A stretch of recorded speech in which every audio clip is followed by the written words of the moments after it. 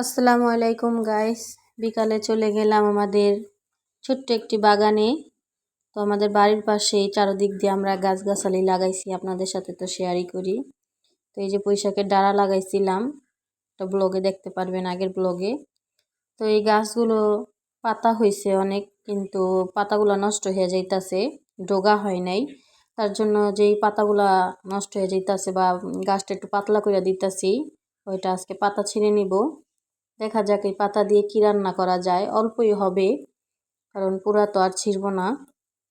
তো এখানে এই যে পাতা নিচের থেকে গোড়ার থেকে পাতাগুলা ছিঁড়া হইতাছে। এই যে দেশি মুরগির মাংস নিছি, এগুলা দিয়ে আজকে পুঁইশাক দিয়ে রান্না করব। তো ঢাকায় যারা থাকেন বা ঢাকাইয়ারা জানেন যে পুঁইশাক দিয়া মাংস দিয়ে রান্না করে। তো ডোগা নাই, অল্প কয়টা পাতাই আমি আজকে রান্না করব মাংস দিয়া। তো নতুন একটি রেসিপি, সবাই শেয়ার করবেন এবং আমার পাশে থাকবেন। এই তো দেখুন মশলাগুলো কষানো হয়েছে অনেক ভালো মতন, তেল ছেড়ে দিছে, দেখতেই পারতেছেন। এখানে যে মাংসগুলো ভালো মতন আগে কষে নিব, কারণ মাংসটা হইতে অনেক দেরি লাগবে। তার জন্য ভালো মতন আগে মাংসটা আমি কষিয়ে নিব। এখানে যে আজকে আমি যে সময় মাংস রান্না করা হয় তখনই লাল মরিচটা ব্যবহার করি, নাহলে কাঁচা মরিচের তরকারি খাই আমরা। এই যে দেখুন এখানে ভালো মতন কষানো হয়ে গেছে, সাথে 2-3টা আলু দিছি, কারণ আমার বাচ্চা আবার আলু না হইলে চলে না। তো তার জন্য আবার একটু আলু দিতে হয়েছে। পুঁইশাক দিয়ে মাংস দিয়ে রান্না করলে আলু দেয় না, কিন্তু আমার আলু দিতে হয়েছে বাচ্চার জন্য। তো আপনারা এই আলুটা স্কিপ করতে পারেন, তো আমি আলুটা দিছি আমার বাচ্চার জন্যই। তো অনেকে আবার বলবে যে এটা কেমন খাবার, কেমন, আপনি ঢাকায় যারা তারা বুঝবেন ঠিকই, তারপরেও যারা না খাইছেন তারা রান্না করে খেয়ে দেখেন কত ভালো লাগে। আমার কাছে তো খুবই ভালো লাগে। তো আমি আজকে রান্না করলাম পুঁইশাক দিয়ে মাংস দিয়া। এখন আমি আলু মাংসর সাথে ভালো মতন এই পুঁইশাকটাও কষে নিব, কষে ভালো মতন সিদ্ধ করে নিব।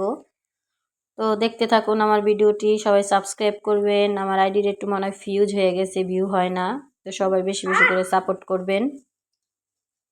বেশি বেশি করে সাপোর্ট আপনারা যদি না করেন তাহলে তো সামনের দিকে আগানো যাবে না। আপনাদের সাথে শেয়ার করি, আমার খুবই ভালো লাগে।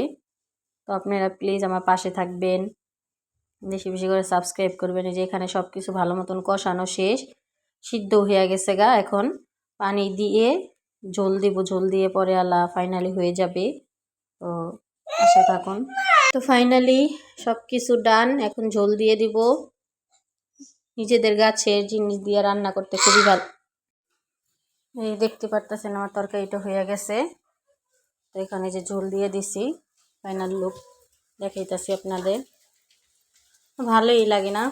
দেখুন আমার জানলা দিয়ে রান্না গেলে যেই ভিউটা দেখা যায়, জাস্ট ওয়াও। তো অনেকেই এই ভিউটা পায় না ঢাকা শহরে। তো গ্রামের এই পরিবেশ, নির্মম পরিবেশ খুবই ভালো লাগে। তো এই পরিবেশ দেখি আর রান্না করি, মন প্রাণ সবই জুড়ে যায়। এবার রান্নার গ্রানে তো আরও। তো এই যে এখানে জিরা বাটাও দিয়ে দিলাম। হয়ে গেছে আমার তরকারিটা ফাইনালি। তো খাবারটা খুবই টেস্টি হয়েছিল, অনেক মজাদার। সবাই ট্রাই করতে পারেন বাসায়।